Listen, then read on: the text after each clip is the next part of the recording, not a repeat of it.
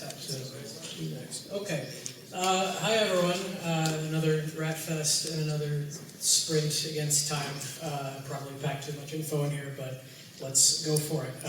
I've been working as a therapist and a coach in rationalist and EA spaces for a while now.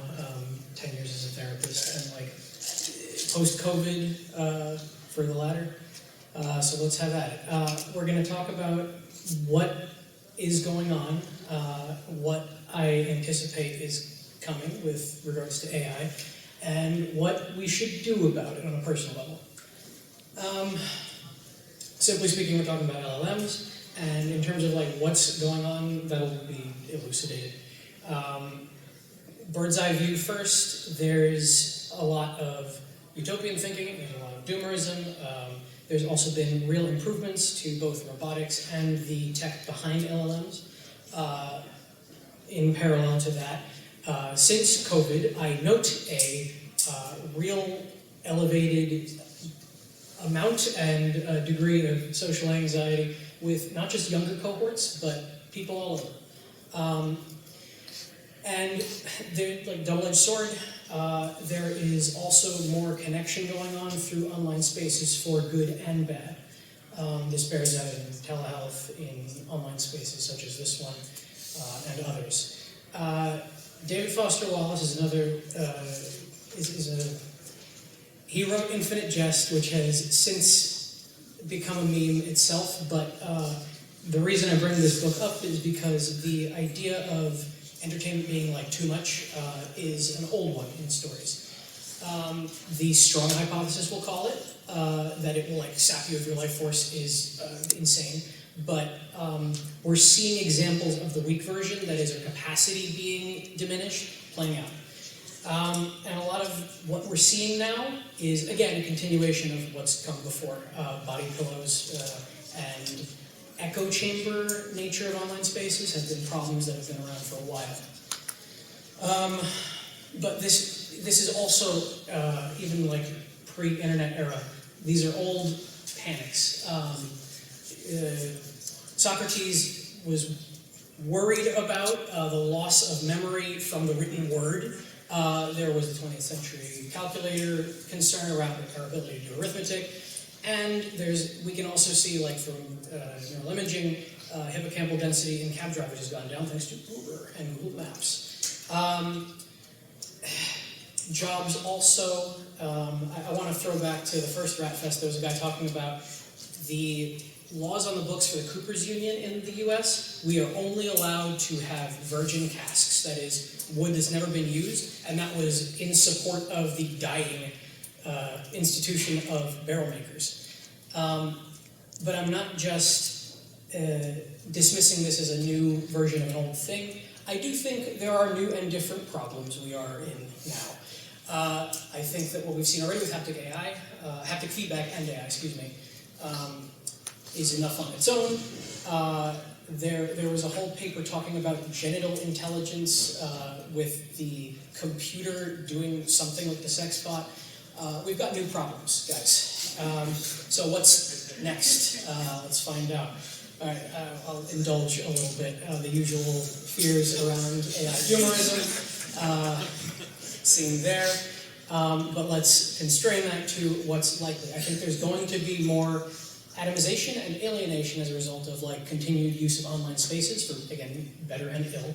And at the extreme end of that, we're going to see more AI psychosis. I'll get into that later. And then I just included this image because it's a funny instance of how wrong we can be with our predictions 10 years off.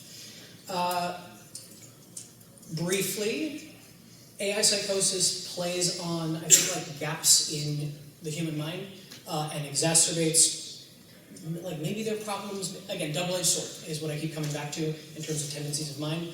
But point is there are going to be pre-existing frailties of mind that the echo chamber nature of AI inflates to a problem level.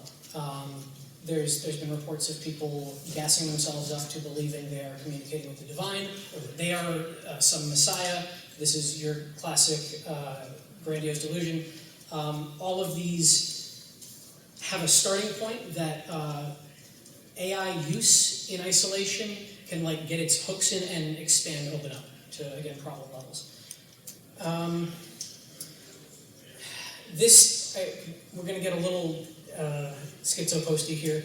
The move from the recommendation algorithm on Vine to TikTok was cool and qualitatively different. It went from a mass push for just general popularity, upvoted, this thing would be shared by everyone viewing it, and there were common reference points, to a behavior base that is each individual using TikTok based on how many seconds on a certain type of content. You are being sorted into clusters according to your behavior. Things are spreading out. There is just less of a common culture. And this conference is, again, an instance of pocket dimensions becoming real from the internet. Very cool. The popular line, every solution to a problem creates a new unsolved problem, qualitatively different. Great. I find myself using that line in therapy, actually. It's useful for people.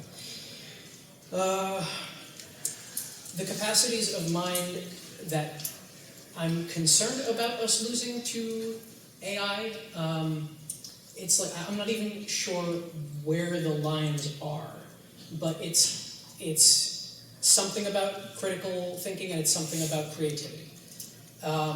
These are all just graphs from the AI relationship tech study from last year. And while there are some interesting patterns that I'd get into around gender if we had time, I think suffice it to say we're all in this together. I also tried all over the place to hunt down Waldinger's data, or the report from the Harvard Study of Adult Development. This is the longest running study on happiness, quality of life outcomes. Hard to find, could not find it. There's the book, I haven't read it. But it seems that depth and number of connections between people is deeply important. And I'm going to dismiss natural categories, stuff, what is essential to a human. I don't know, but social connection seems up there. Those of you who were here last year remember me talking about shapes of mind in a similarly half-baked way. And what is the relevance, Mark-Jan? Let's get to what to do in our current state. I think, to continue schizo-posting, there's a similarity between the connectome, that is if you represent a human mind according to graph theory, and the way it looks on paper, this is going to resemble a healthy social network. Not in the shape way, but in terms of deep connections, numerous connections, and it's probably analogous to how shapes of minds will result in different behavior pattern for a person, hypothetically. There's probably different kinds of being in relation to other people socially.